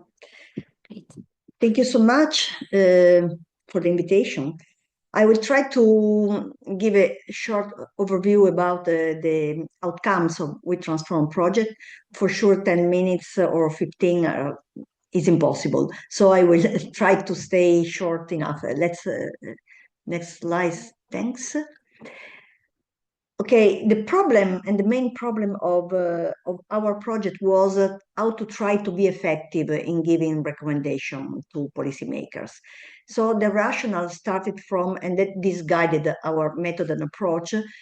The rationale was that sectorial claims have avoided so far to really mix people, try to create a cross-fertilization of experiences and practices.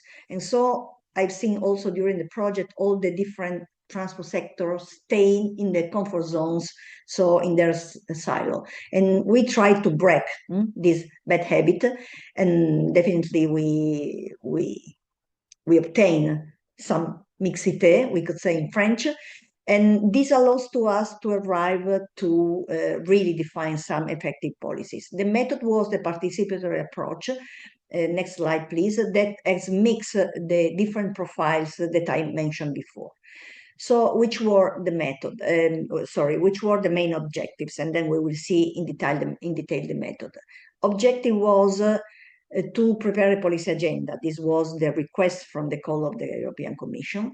Because the fear and so of the European Commission was that workers with the increasing digitalization and automation, so we didn't speak precisely about automation, but digitalization and automation, that is quite important because also artificial intelligence is inside both. and this is now an emerging phenomenon, allow the workers to really try to safely go to the new set, that is a scenario where the digitalization is very, very pushed, where the automation will probably change. I don't think so much the jobs in super se, but the approach and the way of working. And for doing that, we need to have a wide voices. Wide voices means people from all over the world to really understand also if what we did in Europe was exportable outside Europe. This was the reason why our consortium, 34 partners from 12 European countries and 4 overseas countries, allows to, next slide, to arrive to the outcomes that I will present now rapidly. Methodology. So which was the method? The method was a sort of filter that we started to set up an ecosystem where allowed to meet the different profiles I mentioned before. But these profiles were selected. So to give a scientifically sound results, we tried to define a sampling plan that was a mix of convenience and snowball sampling. There is not the time to go in detail of boring statistical aspect. And then we defined some methods to co-create the knowledge. So definitely the policies I will show you are really the result or collective intelligence of people that staying together, brainstorming, giving the suggestion according to the daily business, their experience, their issues they manage, try to give solution to overcome this policy. These problems. And so the policy agenda definition was the next step. It was the result of this co-creation. And finally, we validated the agenda with a further stakeholder, so much more than those participating to the definition. Click, please. Click. Thank you. Click. Stop there. So this was, yes, it's animated. So for me, not commanding is a problem. Okay. So click. Okay.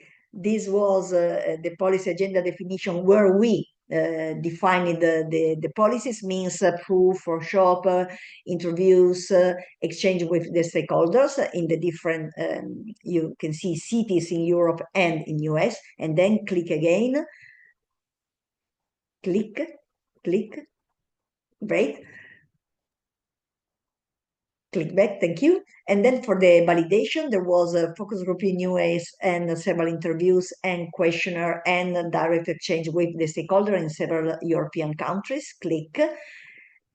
According to 3 steps, just to understand on the base of the policy agenda we defined, how was received, which were the problems, so positive aspect, negative aspect, counterproductive aspect, and then all the other steps related to the time frame, it was agreed or not, who oversees the process if was agreed or not, and definitely we try to ask the importance of the different policies defined so far. Next.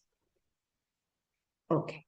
So these are the 11 policies divided in 4 thematic areas.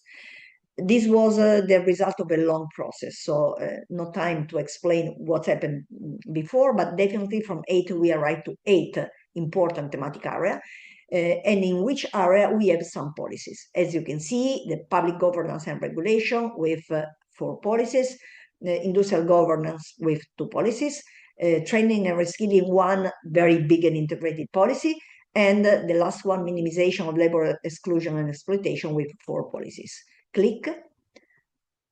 Great.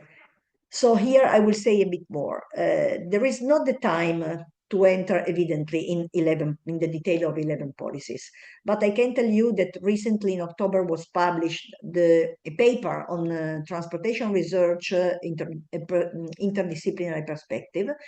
Is open access, so you can accede, where there is in Annex A all the policy agenda very detailed. How is formed this policy agenda? Each policy is a sort of card where you have the content, how to implement the policy, the time frame for implementing the policy, and finally, who oversees the process.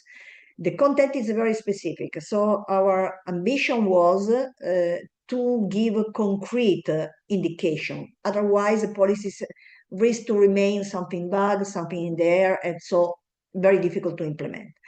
Also for the implementation, we gave very detailed indication, so that definitely now we could say there is what is missing, the lack of the political side to really implement the policies, because they are very specific, very precise. As you can see here, the 11 policies are sort of bundled, means that you cannot say, I will implement one policy, not the other one, because they are strongly integrated and highly correlated. And this scheme I try to prepare is just to see how the 4 thematic areas intersects and how the different policies inside the thematic areas intersects with the other areas. So as I said, everything is strongly correlated.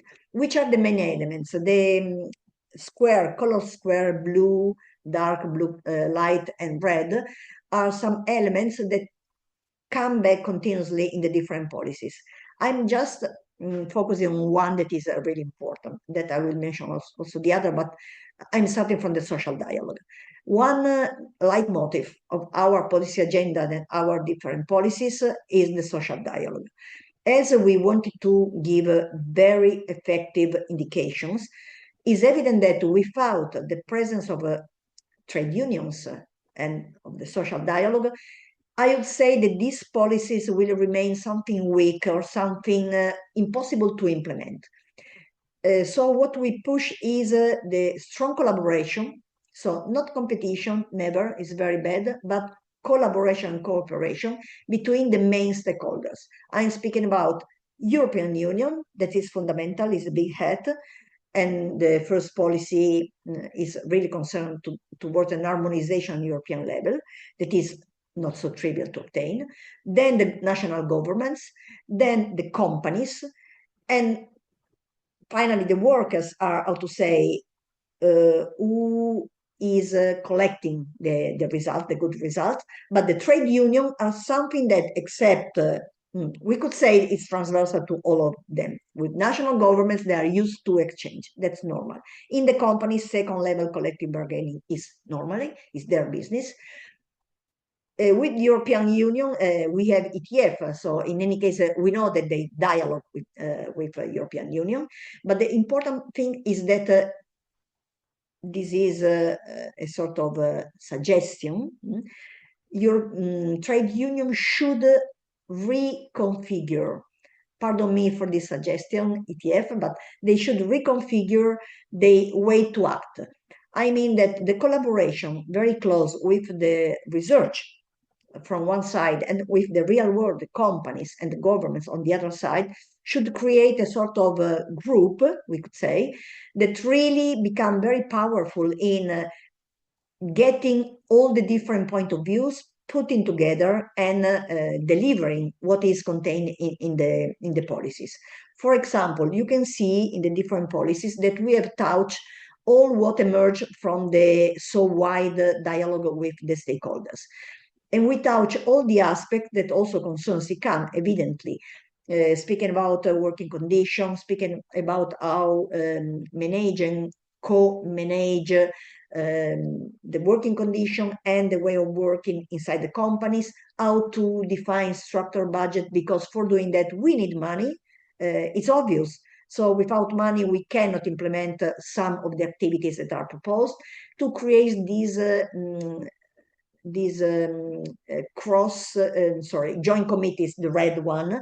The joint committees are groups of people that at different levels work together to try to implement what it comes from the social dialogue, from the needs of the companies and from the governments.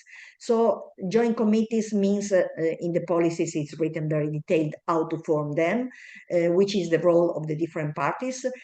And this is really towards open an avenue towards a strong collaboration that, according to me, so far seems to be, but is not there. Probably the trade unions can confirm what I'm saying. Apparently, there is some that is written in the policy. In concreteness, there is not. So the point and the complexity also of using social dialogue in the training, for example, that is not so much mentioned so far, is how to give credit to the different roles and different parties in trying to reconsider completely, for example, the curricula in universities.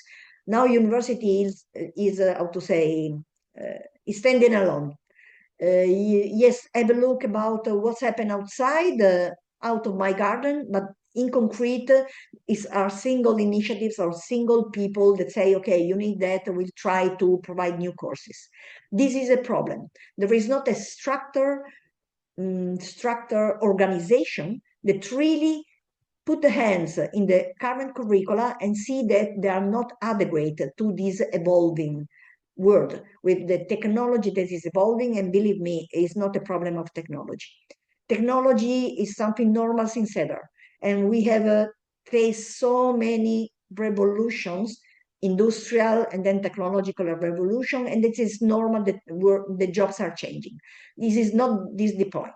The point is that the training system is slow in adapting, is not proactive often, but because there is is lacking this dialogue among the different parties. This is the main point.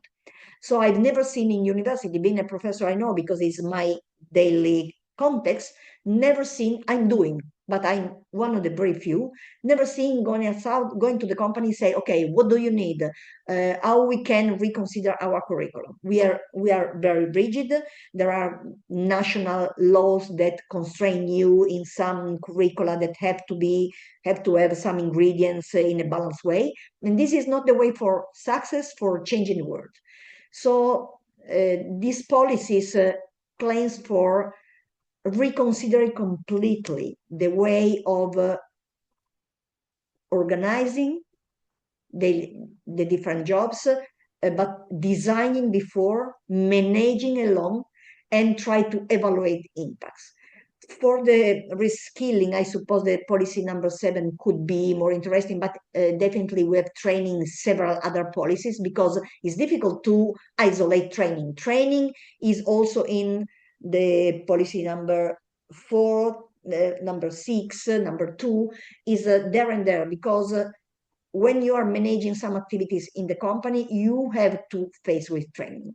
Then policy 7 training is the big corpus of how to reformulate the context of training, how to reconsider the time frame in which training occur, starting from very young to very old, just to avoid that elderly people are expulsed from the system, and so on. Let's go to the next Christina, yes. if you can finish in about 1 minute. It's finished. Thank you very much. A few seconds is just showing that now we have to start immediately.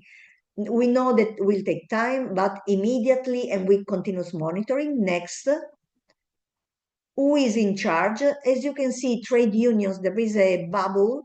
There is not in some policies because they are already there. The other is where they are not so much there or they should enter in an important way. Next slide. The last, I will not comment, I will leave to you. We also did a very important comparison between US and EU. Just 3 bold messages. Is impossible to comment that. One, yes, you can click all. One is regulation of the market. This is an emerging issue in digitalization automation with all the jobs that are mentioned before by Philip. Fundamental. We have different regulation, is impossible, and EU-US is completely 2 different planets. This means going to competition versus collaboration, and this geopolitical context, we said, my God, is forcing exactly, is highlighting what is happening. Second is how to include the social dialogue in a structured manner in all the phases. Third bold message is try to start with some field tests to experiment some of these policies and see how it's working. This will facilitate the implementation. Finally, revision of training system and training approaches. This is a must-have. These are the main bold messages. I can tell you that in few days will be published a second paper in always in transportation research interdisciplinary perspective about AI. I focus more on AI impact on the workforce, and I added the data studies I did with the students, more than 600 students from different classes, to understand how to revise the training system. This will be available very, very soon. I will send to Agostina so that is open access, so then she can disseminate to your consortium. Thank you so much, and sorry, Manon knows me, I'm always long. Sorry. Thank you very much, Christina. No worries. It was extremely interesting. And also, you built a great bridge to the rest of the event, mentioning all of the needs in terms of reskillings and trainings, and also the comparison with the US, but we will say that a bit later in the event. So you can see for all the audience, the contact of Christina here on the slide. And yeah, we will publish all of the slides after validation with the speakers, so that everybody has access to the content. Maybe also, Christina, if you want to put in the chat the link to the study on the transportation research interdisciplinary, this one. With pleasure. Thank you very much, Christina, and congratulations on the work in the WeTransform project. It's very helpful, and also very helpful for the reskilling project. Thank you so much, Manon. So now maybe we can go to the last content topic of this first session, which is focusing on identifying training and reskilling needs. And there is another Slido session, which is the last Slido question of the day. So we will ask you to rank different stakeholder types based on their level of responsibility to upskill and reskill transport workers in the transition to CCAM. So if you can either scan the QR code or go on slido.com and enter again the number of this session, 2935 942. And then you have, the question is, from your perspective, who has the highest responsibility to upskill or reskill transport workers in the transition to CCAM? And you have 7 categories of stakeholders. I hope they are understandable. Don't hesitate to write in the chat if you need clarifications. And I see everybody is responsible to upskill and reskill workers in the transition to CCAM. All right, with, of course, more responsibilities for authorities who are basically making decisions on processes and tools for upskill and reskill. Manufacturers, also very high. I would have expected universities and professional trainers, honestly, to be at the highest level, but interesting that, companies and manufacturers themselves are also very high. Funding institutions not so responsible for that. It's true, but they are the ones deciding where the funds go, and funds are fundamental for education and training as well. So that's why we also put them there in the group of stakeholders who bear a responsibility to upskill and reskill workers. But I think this is quite a nice picture that we can also use in the subsequent investigations of the reskilling projects. All right, maybe we can go back to the slides now. Thank you very much, Jorge. So now that we got your very rich insights on the topic, we will go, ask the reskilling partners who will be responsible to investigate that in the reskilling project about what reskilling will do about this, how we will investigate that.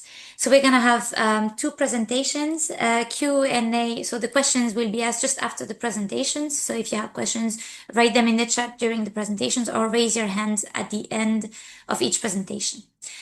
So we will have first Susana Val, who is Associate Research Professor and Deputy Director at Zaragoza Logistics Center, ZLC. And then Fabian Agnes Baumann, who is consultant at VDE IT. Susana, the floor is yours. Thank you, Manon, and good afternoon, everyone. Let me introduce, please, next slide. I think my presentation is in there. Thank you very much. So this is time for talking about the specific skills training for the CCAM. This is part of several tasks of work package 4 in which we are involved. It's based on previous work that has been explained before in work package 3. So please, next slide. So this activity is started a few weeks ago. We are in the process of development of the methodology, and the reason is because this running in parallel with the work package 3, and we were finalizing this task because we needed the inputs from the taxonomy and the map of jobs just to start building this methodology. So next slide, please. Next slide. Thank you.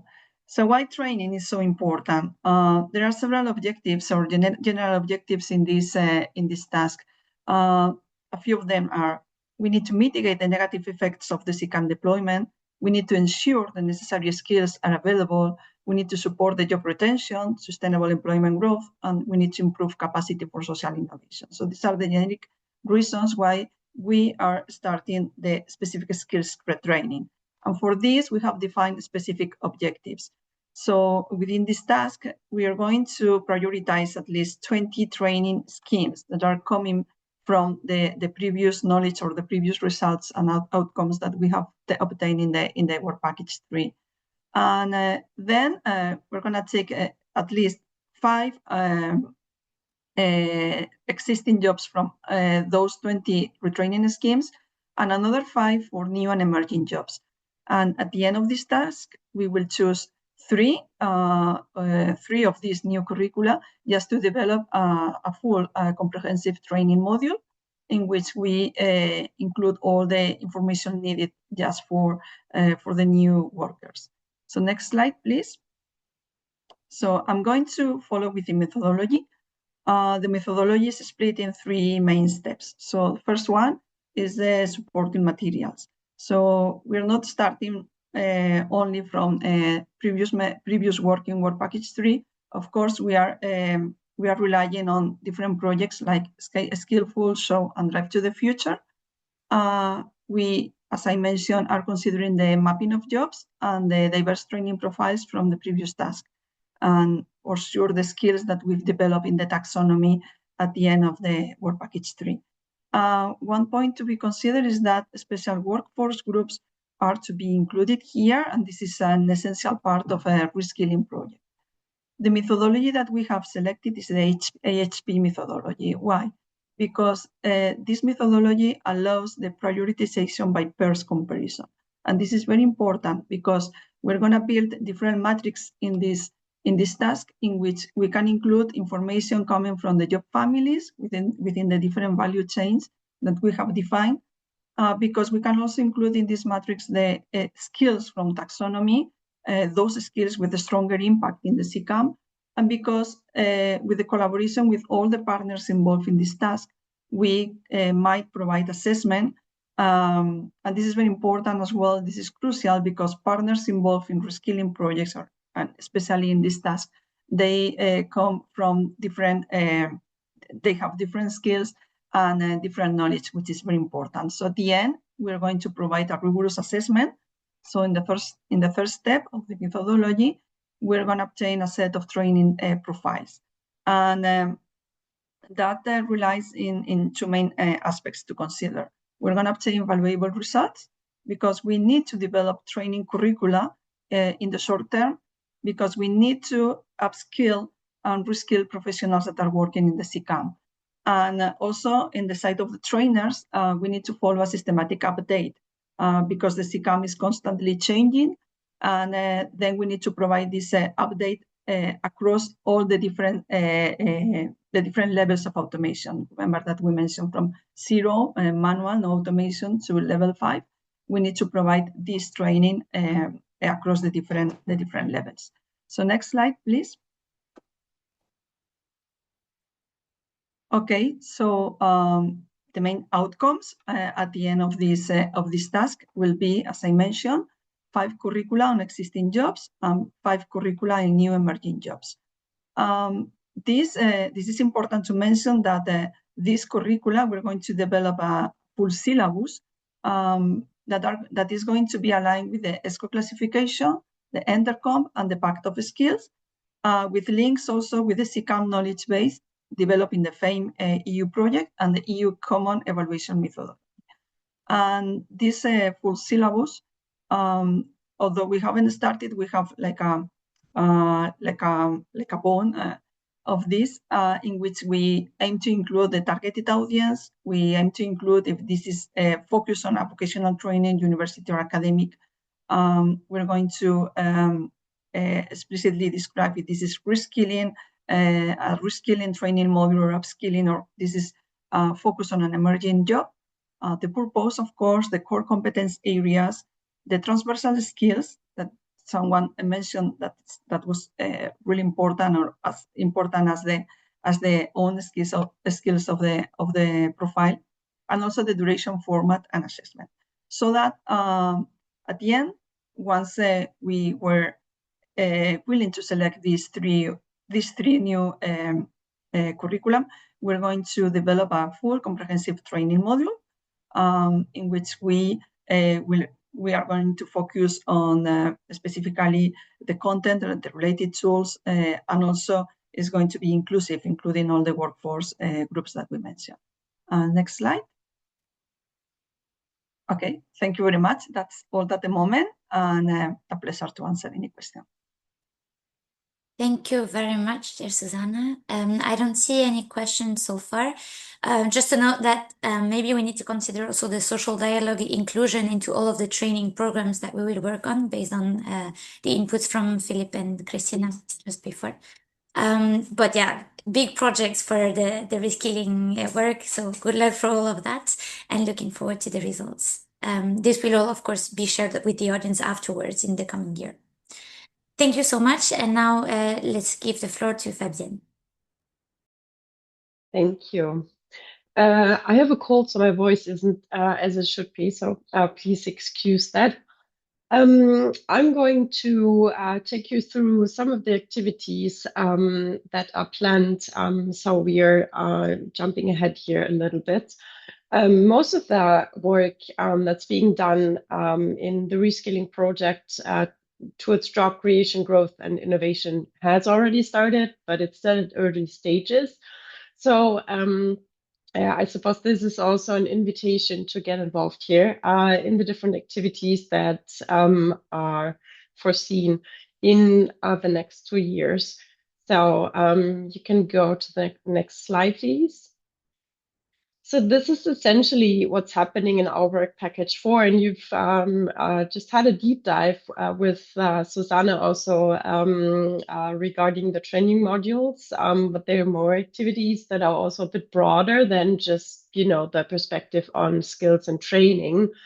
So this is basically what we are going to do with all those insights that we have gained or that we will still be gaining through the research on the effects of CCAM on employment and also on jobs, etc. So we are going to talk business models. We're looking at potential for social innovation. We are going to create training modules and a jobs observatory. And there's also transfer planned to multimodal. So we can go to the next slide, which is about the business model part in this project. So the essential question here that's directing the work on business models is how can small and middle enterprises, particularly, and also startups, navigate CCAM-related business model challenges? Because, I mean, there's the need for developing new business models or to adapting existing business models. And this should be going together with exploiting arising opportunities, of course, for business, but also, I think that's a very good connection to what has been said before. There's the goal to create or secure employment. So what our colleagues Thank you. What our colleagues at BEX, situated in Barcelona, are doing is They're going to develop a business model innovation and adaptation framework on the basis of which they will provide a toolkit for businesses that are facing the challenge to develop or to adapt their business models with regard to the different scenarios of CCAM deployment. And this will be validated with real-world CCAM case studies, which are also part of this work package 4. And as you can see here and in all other topics that I'm going to talk about in the next few minutes, this is very much based on the insights that we are gaining on jobs, skills, and stakeholder needs. Thank you. Next slide. So how does social innovation figure in here? Our guiding question for factoring in social innovation is how can that be infused into the development of training and reskilling futures? So what we want to do is we want to start with co-creative development of a preliminary mission for a social skills ecosystem as a basis for CCAM deployment. So because our opinion is that CCAM deployment cannot function and cannot work very well if we do not include everybody who should be included. And if we do not try to connect the dots between technological innovation, social innovation, and the training needs. We plan on developing reskilling journeys that will be developed on the basis of the insights that we will be gaining about, for instance, special workforce groups that could be addressed particularly or should be targeted by reskilling, upskilling initiatives, but also by business model development. And we'll also factor in the training modules for the reskilling journeys. So we will have, at the end, we will have different personas as ideals for how this journey of reskilling, upskilling could be happening. Thank you. Next slide. I think I don't have to talk a lot about that here, about the training modules, but possibly the jobs observatory is also very interesting to mention because this will be a tool for everybody that is affected or interested in the future of jobs in the connection to CCAM. So this will be online and people can go and see how their job will develop or which kind of skills, future skills will be needed along the different possible scenarios of CCAM deployment. And this is being developed also by colleagues at Third. So stay tuned for the observatory because it will be online quite soon, at least as a test. And we also plan on testing and validate this with our case studies. Next slide, please. And in our last year, colleagues at Euronext will be looking at our outputs, particularly the business model toolkits, the reskilling journeys, training curricula, and modules, and see how could this also be of help, and how could this also be applied to other transport modes, because reskilling is focusing on road transport of persons and goods, and of course it will be very interesting to see how this could be adapted to other modes of transport, to other regions that we might not have covered in this project, and also to other CCAM deployment sites. So they will establish a replication transferability incubator as a key tool also to not only gain insights about the transferability of our project outputs, but also as a means of validating our results and outputs. I suppose that's it. Thank you.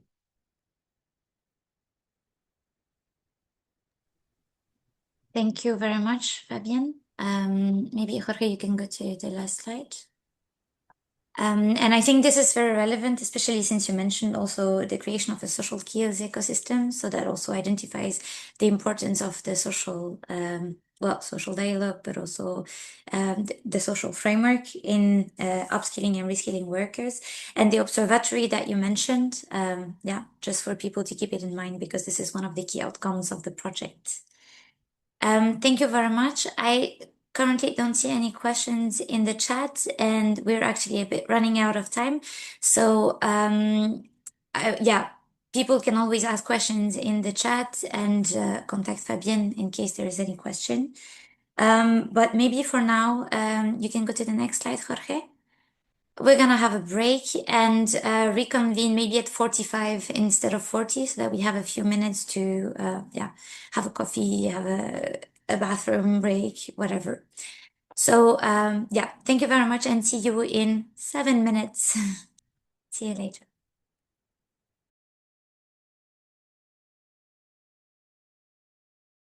From my side, oops, I don't know. I hope I was good in time. Let me know if you have any questions. You were perfect. Thank you very much, Henriette. And this was extremely interesting. We have been slightly running out of time all along the presentations, but I still found it extremely interesting to see that in the US, there's also public transport use cases for autonomous vehicles, which we not often hear about. Also that public acceptance is actually the main challenge. This is what you presented. Just a question about this. How can workers' transition also help with public acceptance? Yeah, I think it can because many public transport agencies really fear the unions, but like literally, they are very, very protective of their workers, which is very positive.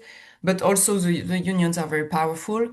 So as soon as the word autonomous is mentioned, it sounds like, oh, we are removing all the bus drivers and all bus drivers will be unemployed tomorrow. So if we make clear that it's a very long, very slow path, it will not happen from one day to another. Like being very good in our communication. And when I say we, it's mostly the transit agencies who want to explore this path. I think that can help tremendously through the workers to generate like a positive image in terms of, so my entire kind of message, what I've been repeating over years is it's an exploration. It doesn't have to be like adopted and it doesn't have to be taken as it is. It's a long development that is happening, and I think that can work if everybody is at the table discussing over their own needs. All right, so communication is key towards the worker, but the workers can also be part of communication. Thank you so much. And also, two more questions. First, you talked about Waymo entering multiple cities and this being a huge challenge. Who does Waymo approach when they enter a city? Is it the transportation authority? Is it the public authority or the state authority? So to get the permits, they have to do at state level. So in every state, and it's depending on the state, it can be very easy, like in Texas so far. Texas may change their rule because of all the deployments, by the way. California is for California, it's a longer process, but they only have to talk at the state level, which create a lot of tension at the city level. Mostly in San Francisco, it did not work very well the way they integrated in the mobility service, and the city, the transit agency perceived it as really just something more, like more mobility, more vehicles, more a risk of congestion, a risk of cannibalization of the transit system. But in other cities, I would say I'm not sure it will come from Waymo, but other city like in Austin, which is a great example, they would say, okay, we can't push you out. We don't have the authority to push you out. So let's talk and tell us what you need. Tell us which type of infrastructure you need. Tell us where you want to pick up and drop off people. Let's discuss. Let's share data. The city will share data voluntarily with Waymo on construction work, and Waymo will, in exchange, also say, okay, I can share also here. There's these issues, etc. So Austin really managed to create a collaborative environment, which other cities did not, but it's their choice. I mean, that's a kind of a political choice that cities are free to do, but unfortunately, they don't have any regulatory power. I see. And that's where we see also that data jobs and digitally skilled workers are fundamental Absolutely. in Absolutely. that process. Okay, thank you very much. I don't see many more questions right now in the chat. But yeah, once again, your contact is in your slides. We can talk about it afterwards, whether your slides can be published or not. We didn't have the recording for your presentation, so we will see afterwards what can be published or not. Okay, can we go back to the slides, Jorge? Yes.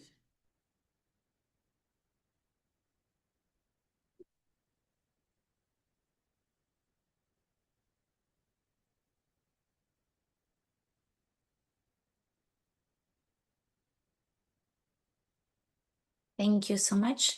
So I think the insights that we collected right now are extremely rich. So thank you again to all of the speakers, the ReSKILLING partners, the advisory board members. And in this final part of the meeting, we want to have separate breakout rooms. So we're going to have 4 breakout rooms with a little bit less than 10 participants per room.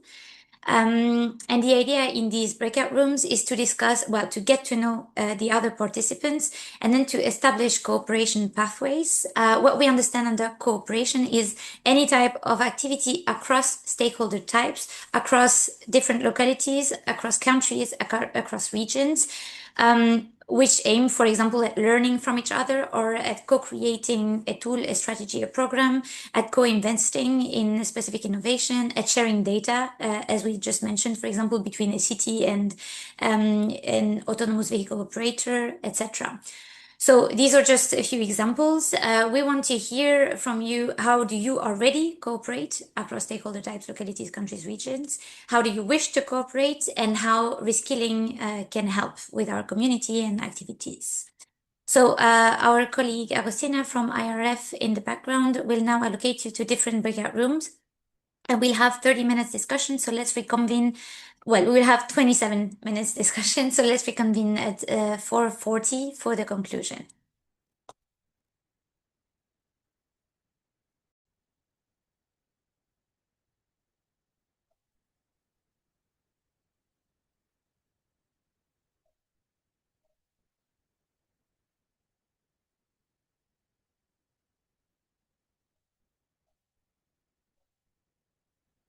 Okay, welcome back to the main room. I think we have everybody. That's great. So, I hope you had very rich discussions. We did in the room number 1, although it took a little bit of time to get all of the people gathered in the room. So we're now at the last part of this meeting, in the conclusion, which shouldn't last more than 10 minutes in total. So first we will have a very short report from each of the 4 breakout rooms on what are the priorities for cooperation and how ReSKILLING can help. So I will ask the moderator, like the chairs of each of the room, to report in max 1 minute the 2 priorities that were highlighted in the room and 1 point how ReSKILLING can help. So maybe we can start with Martina. Of course. Hello. So I haven't prepared something, so I will just go through my notes. We focused on the training part, and regarding the focusing mainly on the need to integrate in the existing but also the emerging trainings that deal with transportation and CCAM in particular. Include also the elements of the socioeconomic part and the factors that relate to this and to the employment, but in general the socioeconomic. And but also we discussed about the different perspectives of the different stakeholders and how they need to be discussed and aligned to an extent, considering the fact that although automation and CCAM and all the technology part and innovation parts are not bad, can be used positive results. What is missing is the common understanding, let's say, and the common perspective among different groups and actors, stakeholder types. So I would say these are the two major, most upper level aspects that we have discussed, and the ones that also can be considered by reskilling and can contribute to this. To those. Excellent. Thank you very much, Martina. Very concise and very precise. Thank you. Then we had Teresa and Susanna. Thank you, Manon. I will start, and then Susanna will add also based on her notes. We have been focusing on the training and reskilling needs as well in this session regarding, we have discussed about the drivers, the current issue that we have with the availability of the lack that we have with them, but also what will happen with in the future and the actual economic sustainability of this type of business models. Also, that the transferability in terms of training may be challenging as its manufacturer has different technologies, and for this reason, maybe there should be the responsibility, or there should be behind pushing for the training and reskilling, and this was reflected in the slide that we have before in the session or in the webinar today. Susanna. Yeah, just to complement, there was an interesting point of discussion about the European legislation and how to harmonize the different policies across the countries. And although the topic of this breakout room was to identify the interest and specific sessions, point out to the specific sessions today, it's true that there's a mobility lab, that one of the participants is coming from a mobility lab. And for me, it's very important that he wanted to know the impact of this project of the CCAM, because he's kind of clustering what is happening at the CCAM level just to disseminate the knowledge in his territory. So this is very important because it's opening the project and clustering and disseminating a lot. So that's I consider that was of interest. Excellent. Thank you very much. And in the third breakout room, Jorge or Ingrid, I don't know who is Yes, I can summarize a bit. I think what was noted here was that there is such a technology focus on CCAM, and cooperation in itself is not really needed to work on the technologies, but it is essential for. So it's not essential for CCAM itself, but where there is conflict. And where is it conflict? Well, it's maybe more in the business side, in the markets, in the regulations, so standards, harmonization, regulations, and maybe also new systems for training. AI was brought up. And I think what we said was that where do we cooperate? Well, there may be a need to calibrate the view of CCAM. If we take on the EU level, it's a very much automotive question. It's very much a technology question. So we need to go from this technology focus and to boost mobility ecosystem thinking and bringing together the ecosystem and to interact the mobility ecosystem, that is, and so that we can make CCAM meaningful to society. And this is where reskilling through this ecosystem and stakeholder interaction, also going beyond Europe, can help. One item that was mentioned as a potential good use case to discuss around, because everyone is worried about it, and we all kind of realize that, oops, this is difficult, could be cybersecurity, how we tackle that, not only in CCAM, but sort of CCAM is a part of society here, but it may need a lot of stakeholders. Very, very nice group to discuss with, but we would have needed like 3 times the time to hash out all the Definitely. issues. We knew it would be too short, but this event is just full of too many very rich insights. So thank you so much for managing that many insights in half an hour. I'll just summarize briefly the first breakout room insights. We talked a lot about having tools that are not general, but tailored to different use cases and different contexts. The priorities for cooperations that were identified were, well, we mentioned transferability of results as well. And yeah, they need to answer citizens' needs and to collaborate with the citizens themselves, the end users, to ensure that their needs are met, and to collaborate with the whole ecosystem to ensure that everybody collaborates to answer the needs of the end users, because this should remain the target for every single part of the ecosystem. So these were the two priorities. Well, we mentioned also data sharing and communication, but this is also part of collaborating to answer citizens' needs. And how reskilling can help, well, by making sure that the tools and the outcomes that we develop are not general tools that will be only published at EU level, but that there is tailored answers to different use cases and contexts. I reassured the participants of the room that we will have defined use cases and tailored resources. But yeah, this is a point of attention that we should keep in mind, and this is also value added of the project. All right, so this was very brief, but thank you so much for all the participants and for the breakout rooms chairs. You did a fantastic job.